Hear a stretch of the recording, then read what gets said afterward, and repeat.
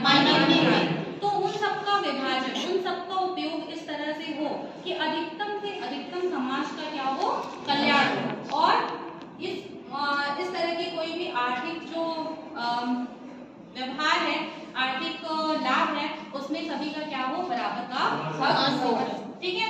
फिर पंथ निरपेक्षता, एक क्वेश्चन किसी ने पूछा था मुझसे कि पंथ निरपेक्षता और धर्म निरपेक्षता में क्या अंतर है। ये अभिषेक रंजन का प्रश्न था, जिनका रोल नंबर है 12। उन्होंने ये प्रश्न पूछा था कि धर्म निरपेक्षता और पंथ निरपेक्षता में क्या अंतर है। तो धर्म निरपेक्षता का अभिप्राय क्या है, जहाँ पे कई धर्म एक साथ रहते हैं। भारत एक कैसा देश है जहाँ पे बहुत सारे धर्म के लोग एक साथ रहते हैं। ठीक है।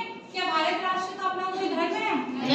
नहीं, बल्कि क्या है कि वो सभी धर्मों को एक समान रूप से मान्यता देता है, संरक्षण देता है।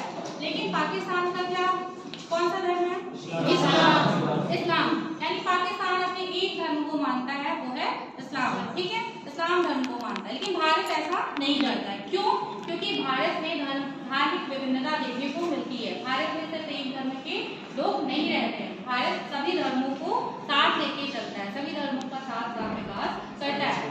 इसी धर्म निरपेक्षता के कॉन्सेप्ट को और भी प्रिसाइज करके, ठीक है, और भी उसका सार निकाल के, यानी सिर्फ भारत में सिर्फ धर्म ही नहीं है बल्कि बहुत सारे पंथ भी हैं। ठीक है, जैसे नागपंथी हैं, शैव भक्त हैं, ठीक है, वैष्णव संप्रदाय के लोग हैं। ठीक है, इस तरह पंथों के आधार पे भी विभिन्नता देखी गई है। तो न केवल धर्म के आधार पे बल्कि पंथ के आधार पे भी किसी प्रकार का किसी के साथ कोई भेदभाव नहीं किया जाए। ठीक है, यहाँ तक कोई दिक्कत? लोकतंत्रात्मक का मतलब आप समझते ही हैं, जिनमें शक्ति जो होती है, प्रशासन करने की जो शक्ति होती है, वो किसके हाथ में होती है? जनता के हाथ में होती है। ठीक है, जो हमारे यहाँ लोकतंत्र की जो व्यवस्था है वो प्रत्यक्ष लोकतंत्र है या अप्रत्यक्ष लोकतंत्र है? अप्रत्यक्ष लोकतंत्र है। ठीक है, प्रत्यक्ष लोकतंत्र में क्या होता है, कोई भी नियम बना रहे हैं, डायरेक्ट हम जनता से क्या करते हैं, वोट देते हैं और तब उस नियम को पारित करते हैं। लेकिन भारत में ऐसी व्यवस्था नहीं है। भारत में इस तरह की व्यवस्था है कि आपके द्वारा चुने हुए प्रतिनिधि आपके लिए क्या लेते हैं, निर्णय लेते हैं। तो अंतिम रूप से वो निर्णय क्या होता है, आपका ही होता है, जनता का ही होता है। इसलिए हमारे यहाँ पे लोकतांत्रिक व्यवस्था को अपनाया है। गणराज्य का मतलब ये होता है कि भारत में राजा का बेटा राजा नहीं होगा। राजा कौन होगा? जनता चाहेगी ना कि जनता इतना पावरफुल है। देखिए, इसीलिए हमारी जो संविधान की प्रस्तावना है वो भी यहाँ से स्टार्ट होती है, भारत के लोग स्टार्ट होती है। ठीक है, फिर क्या है हमारे पास कि सामाजिक, आर्थिक और राजनीतिक न्याय। ठीक है, अगर हम न्याय के कॉन्सेप्ट को देखते हैं तो हमारे यहाँ जो न्याय का आयाम है वो 3 आयामों पे इसकी चर्चा की जाती है। पहला क्या है, सामाजिक न्याय। सामाजिक न्याय का क्या मतलब होता है कि आर्टिकल 14 क्या कहती है आपको, कि विधि यानी कानून की नजर में सभी लोग क्या है, समान है। फिर आर्टिकल 15 क्या कहता है,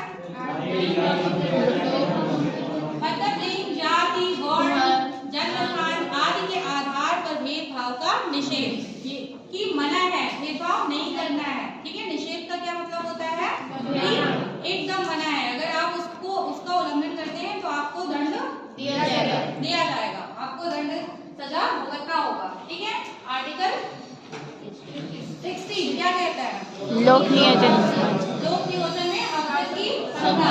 ठीक है, 17 क्या कहता है, किसी को भी छुआछूत, ऊंच-नीच, गरीब ना अमीर ऐसा कुछ भी नहीं है। आप किसी भी सरकारी दफ्तर में जा सकते हो, प्रवेश कर सकते हो, आपको कोई इस आधार पे नहीं रोक सकता कि आप फलाना वाली गाड़ी से नहीं आए हो ना, आप स्कॉर्पियो से नहीं आए हो, इसके अंदर, इस ऑफिस के अंदर नहीं आ सकते, या आप इस जाति धर्म के हो इसलिए इस ऑफिस के अंदर नहीं आ सकते। इस तरह से आपके साथ कोई भी भेदभाव नहीं कर सकता।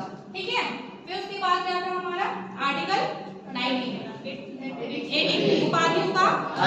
एक क्वेश्चन और भी है जो कि पूछा है, पूजा कुमारी रोल नंबर 193 है। इन्होंने पूछा है कि पीएचडी करने के बाद नाम के आगे जो डॉक्टर की उपाधि लगाई जाती है, क्या वो आर्टिकल 18 का उल्लंघन करता है? नहीं, क्योंकि ये उपाधि कौन दे रहा है आपको?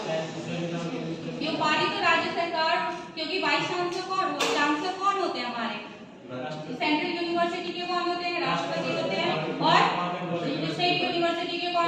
राज्यपाल होते हैं। तो ये उपाधि तो उनको सरकार के द्वारा ही दी जा रही है ना। तो इस तरह की जो डॉक्टर नाम पीएचडी हो जाती है, डॉक्टर लगाते हैं अपने नाम के आगे। जैसे मेरी पीएचडी चल रही है, मेरी पीएचडी कंप्लीट हो जाएगी तो हम अपने नाम के आगे लगाएंगे डॉक्टर श्रेया गुप्ता। तो क्या हम आर्टिकल 18 का उल्लंघन करेंगे? नहीं, क्योंकि ये उपाधि हमको सरकार के द्वारा ही ली जा रही है। और ये जो डॉक्टर की उपाधि है पीएचडी या फिर प्रोफेशनल जो एमबीबीएस वाले डॉक्टर होते हैं वो भी अपने नाम के आगे डॉक्टर लगा सकते हैं। ठीक है, वो 18 का उल्लंघन नहीं करते हैं। आर्थिक न्याय में मतलब नौकरियों में अवसर की आपको समानता होगी ना, समाजवादी कॉन्सेप्ट को रखा गया है, यानी संसाधन पे सभी आपका हक होगा। नेक्स्ट है राजनीतिक न्याय। राजनीतिक न्याय क्या कहता है? सभी को वोट देने का अधिकार होगा। आप चुनाव आप करना चाहते हैं, अपने गांव के मुखिया बनना चाहते हैं, प्रधान बनना चाहते हैं, नगर पंचायत में चेयरमैन बनना चाहते हैं, सांसद बनना चाहते हैं, विधायक बनना चाहते हैं, यहाँ तक कि प्रधानमंत्री राष्ट्रपति भी बनना चाहते हैं, तो आपको कोई भी अगर आप उसकी योग्यता रखते हो तो कोई भी भेदभाव आपके साथ नहीं किया जाएगा। ठीक है, तो आपकी अंदर लीडरशिप की क्वालिटी है तो आप बिल्कुल ना, चाय बेचने वाला जब प्रधानमंत्री बन सकता है तो आप जैसे लोग तो बिल्कुल ही बन सकते हैं। आप लोग तो पढ़े लिखे ट्रेनिंग किए हुए लोग हैं। ठीक है, जनता की भावनाओं को समझेंगे इस तरह के पद पे अगर जाएंगे तो। ठीक है, यानी कि जो न्याय है तो सामाजिक, आर्थिक और राजनीतिक तीनों लेवल पे है। ठीक है, नेक्स्ट क्या है? विचार, अभिव्यक्ति, विश्वास, धर्म और उपासना की स्वतंत्रता। ठीक है, कि आपको आर्टिकल 19 में ना दिया गया है अपने विचार और अभिव्यक्ति को दूसरे के सामने रखने की स्वतंत्रता। एक क्वेश्चन और था, इन्होंने पूछा था कि मौलिक अधिकार के छीन लेने से दैनिक जीवन में क्या प्रभाव पड़ेगा। बेटा बता